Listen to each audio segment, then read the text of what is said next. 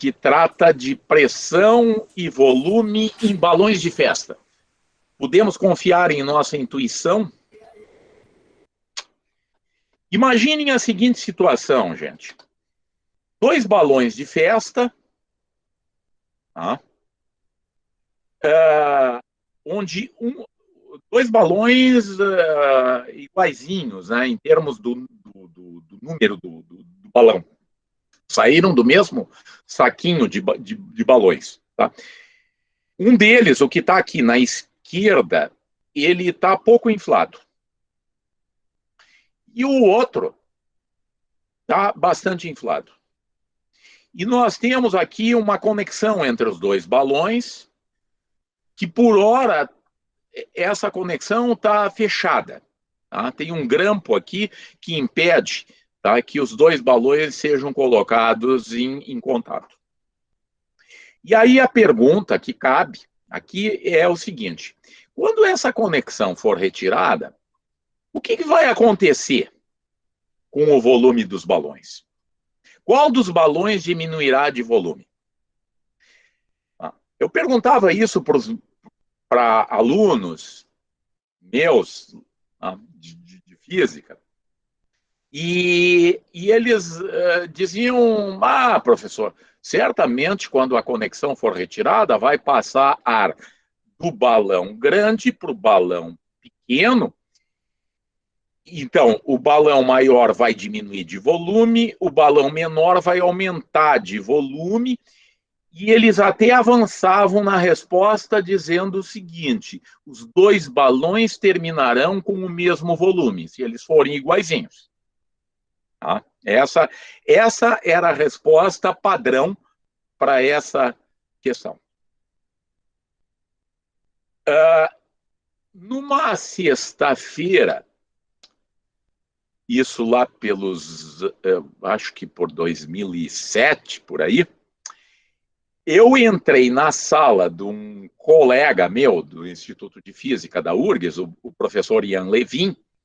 Entrei com os 2 balões já armados, como vocês veem aqui. Ó. Aqui está concretizada a situação inicial proposta. Tá? O balão vermelho pouco inflado, o balão azul muito inflado. Tá? Tem uma conexão que está fechada, aqui tem um grampo, tá, que bloqueia a passagem de ar de um balão para o outro.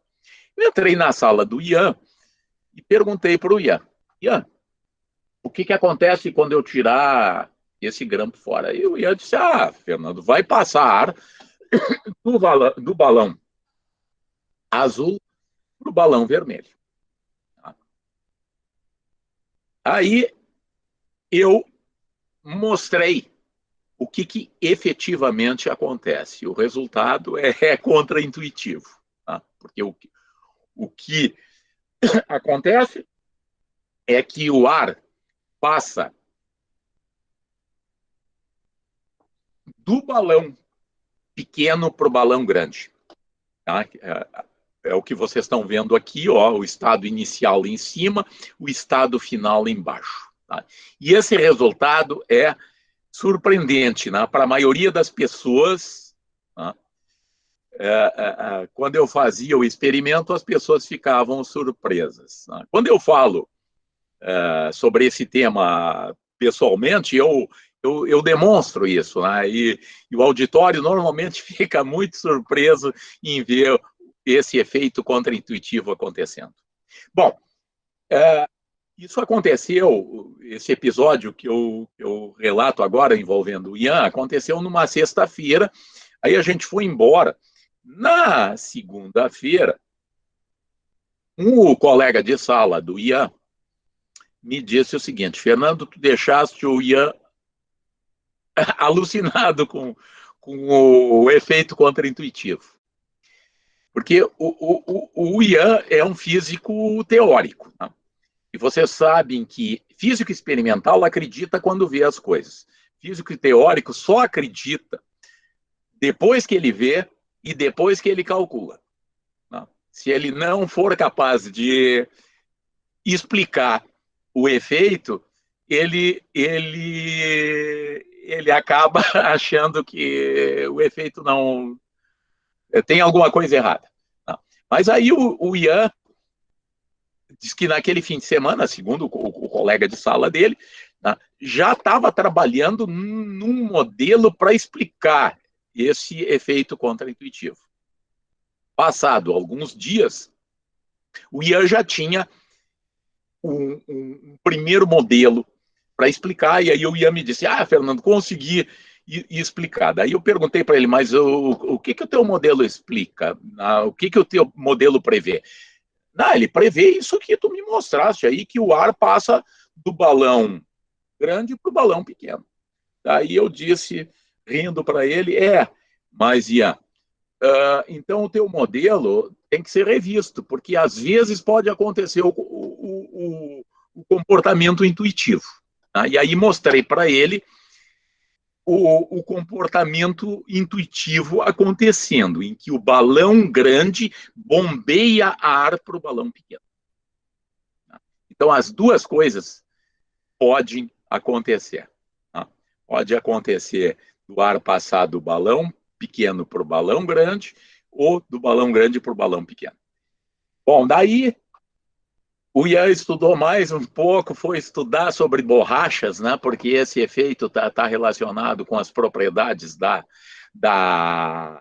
membrana de borracha que está aí.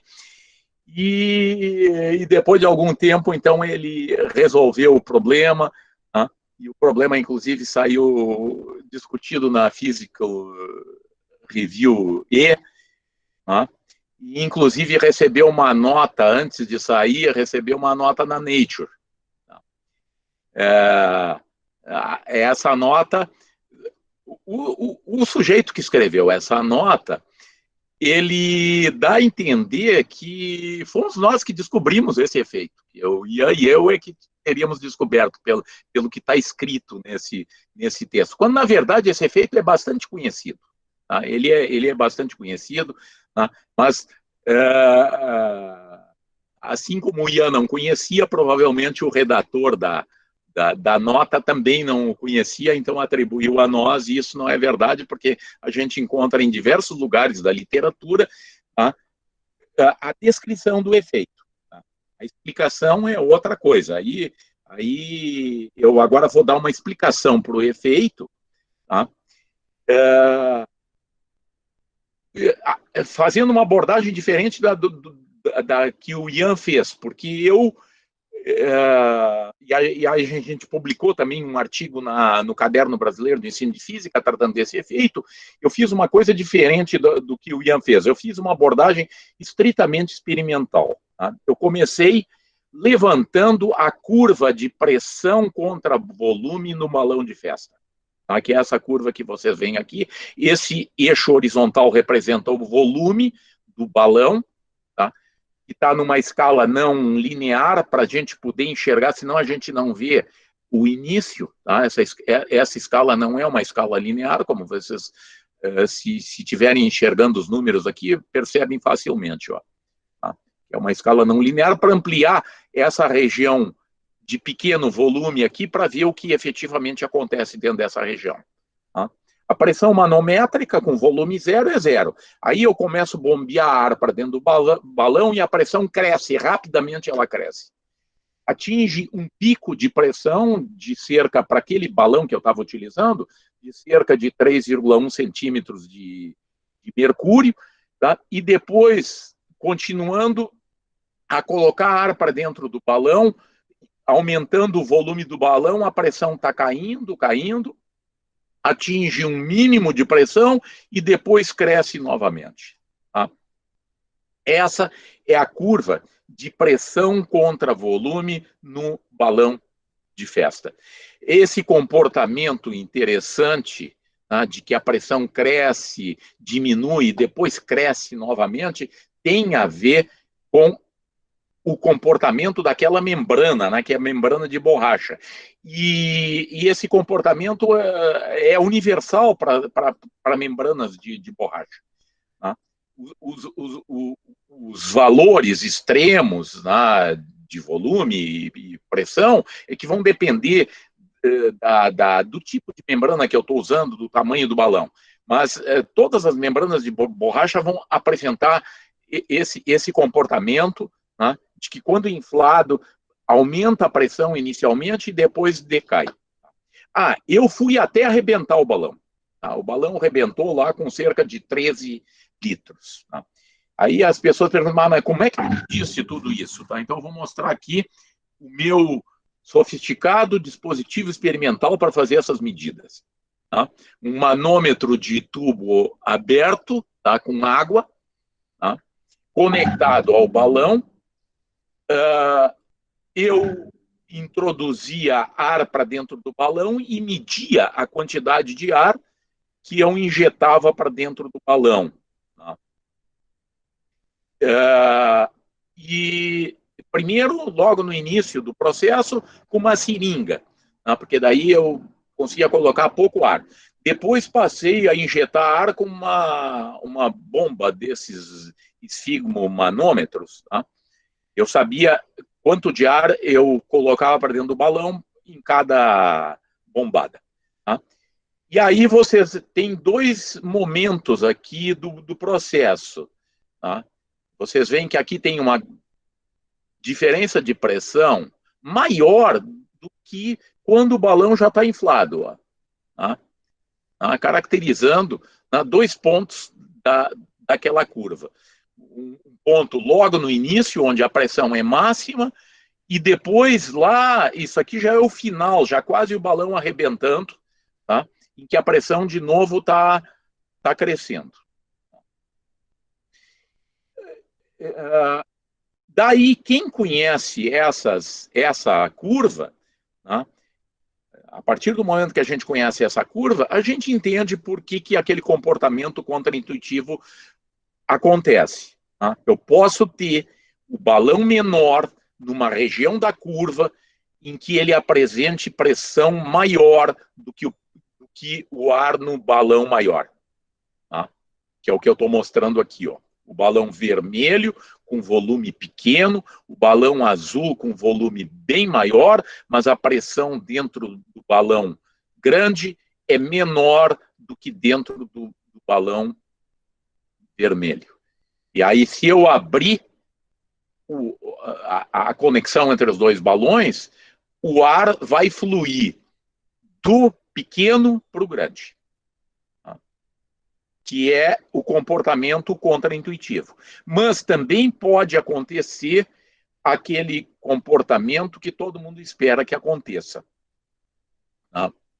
De que o balão menor, tá? Aqui o balão vermelho está numa região da curva onde a sua pressão é menor do que no balão grande. Então aí está a explicação. E o mais interessante é o seguinte, é que essa curva que eu levantei, na verdade, é só a curva de ida. Tá? Quando o balão desinfla, ele não volta pela mesma curva. Tá? Porque tem efeitos de esterese, tem efeitos de deformações plásticas no balão. Tá? Aliás, quem infla um balão sabe que o balão foi inflado, mesmo que depois ele desinfle, tá? Porque ele está deformado. Tá? Então, quando o balão retorna, ele volta por um outro caminho. Isso implica em que nunca os dois balões, contrariamente ao que os meus alunos diziam lá no primeiro momento, eles vão terminar com o mesmo volume. Tá? E isso não vai ser verdade por causa desses efeitos de esterese. As pressões se equilibram com volumes diferentes entre os dois balões, porque a história, né, dos dois balões é diferente.